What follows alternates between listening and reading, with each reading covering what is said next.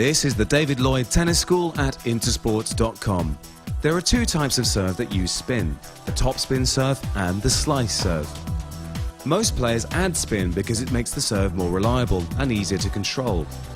It also allows you to vary the serves you hit during a game, which makes it more difficult for your opponent to anticipate which serve is coming. In this guide, we'll show you how to hit a slice serve. Many players use a slice serve as their second serve because the added control makes it easier to keep the ball in court. Getting the second serve in court is vital. After all, if you land the ball out of the service box with your second serve, you lose the point. The slice serve should be easier to master than the topspin serve. It's a progression from the basic serve, so it's probably the best serve variation to move on to once you've mastered the basic flat serve. When you compare it to a flat serve, the added spin on a slice serve makes the ball bounce lower and then slide either into your opponent's body in one serve box or away from them in the other court.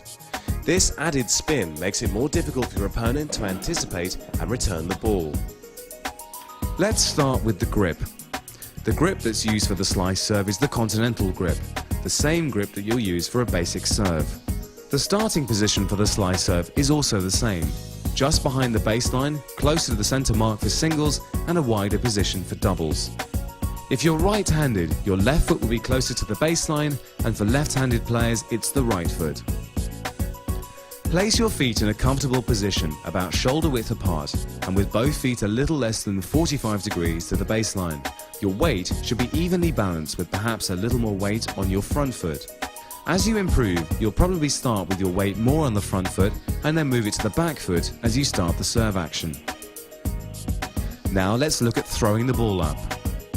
If you're learning to hit a slice serve for the first time, you might find it easier to throw the ball slightly away from your racket arm. So, looking from behind, for right-handed players this means the ball will be further to the right, and left-handed players the ball will be further left. For many experienced players, the ball toss for a slice serve will be exactly the same as the ball toss for their basic serve, higher than a full swing of the racket and far enough in front that if you didn't hit the ball, it would land just in front of the baseline. Having the same ball toss as the basic serve makes it difficult for your opponent to read which serve you're going to hit. So as you improve, you can try to throw the ball in the same place as your basic flat serve. But for now, just concentrate on mastering the technique of the slice serve. What makes the slice serve different to a flat serve is the swing path of the racket head and the action of the strings as they contact the outside of the ball rather than the back of it. This action of the racket head puts side spin or slice on the ball. If you're right-handed, it'll make the ball move from right to left as it leaves the racket, and if you're left-handed, it'll move from left to right.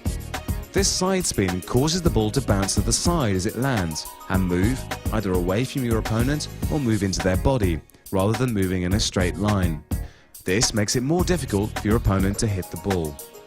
As you hit the ball, the racket face should make contact on the outside of it rather than the back.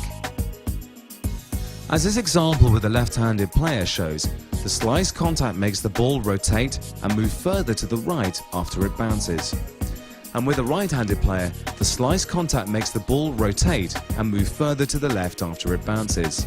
But if the right-handed player hits a slice serve from the other side of the court, rather than moving away from the receiving player, it moves towards their body. Similarly, for a left-handed player, serving to the deuce court with a slice serve will result in the serve moving towards the opponent rather than moving away from them. Once you've made contact with the ball, your racket arm will come across your body a little more vigorously than for a flat serve. The momentum of the serve action will probably move you forward and over the baseline. As always, remember to recover quickly by regaining your balance and moving into the ready position so you're all set to receive the next shot. Looking at a flat serve and slice serve from behind, you can see the difference in the two service actions, particularly at the point where the racket face contacts the ball. But if you look at the two serves from the position of the receiver, you can see how similar they look and how difficult you can make it for your opponent to know which serve to anticipate. Okay, so that was the slice serve. Let's recap. To begin with, throw the ball slightly away from your serving arm and far enough in front that if you didn't hit it, it would land in front of the baseline. As you improve, practice hitting your slice serve with the same ball toss as your flat serve. This will make it more difficult for your opponent to read which serve is coming. As you swing through and make contact with the ball, the racket face should make contact with the outside rather than the back of the ball. The slice action places side spin on the ball, which will cause it to move either towards or away from your opponent, depending on whether you're right or left-handed and which side of the court you're serving to. As always, recover quickly and get back into the ready position as soon as you can. So now that you have the slice serve mastered, be sure to check out all the other useful video guides, playing tips and fitness advice at Intersport.com. Intersport.com, the home of world-class sports coaching online.